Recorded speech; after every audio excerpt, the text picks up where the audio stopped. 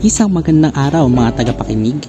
Ako ang inyong lingkod, Renhard de Galario, at narito tayo sa isa na namang episode ng Kinig-Tinig, kung saan ang boses ng kabataan ay nagsisilbing sandata ng bayan.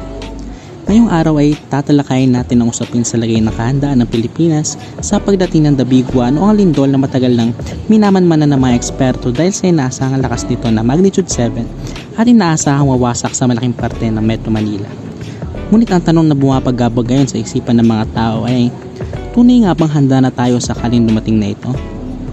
Sa artikulong inilathala ng The Manila Times noong September 12, binigyan din ni PHIVOLCS Director Teresito Toto Bacolcol na mas handa na ngayon ang Pilipinas para sa Dabiguan. Iniugnay niya ang paghahandang ito sa iba't ibang salik. Hindi ba basta isang beses sa isang buwan nga ay nagkakaroon ng mga malawakang earthquake drills sa mga paaralan? Dapat natin tandaan na ang West Valley Fault ay maaaring dahil sa isang major movement.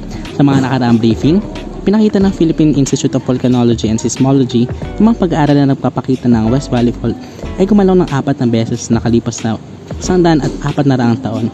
May pagitan ng paggalaw sa pagitan ng 400 hanggang 600 taon.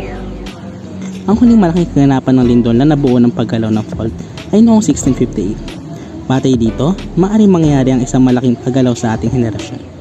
Hindi natin mapipigilan ng isang aksyon ng kalikasan na mangyari, ngunit maaari tayo maghanda para sa kaganapang ito at manalangin para sa interbensyon ng Diyos. Gawin na natin ngayon dahil baka bukas ay masyado ng huli ang lahat. Ito lamang para sa ating episode ngayong araw sa ating podcast. Huli, ako si Renhard de Galario, nagpapaalala maging bukal sa mga pangyayari sa bayan at ilaban ng paglulunsad ng kaunlaran.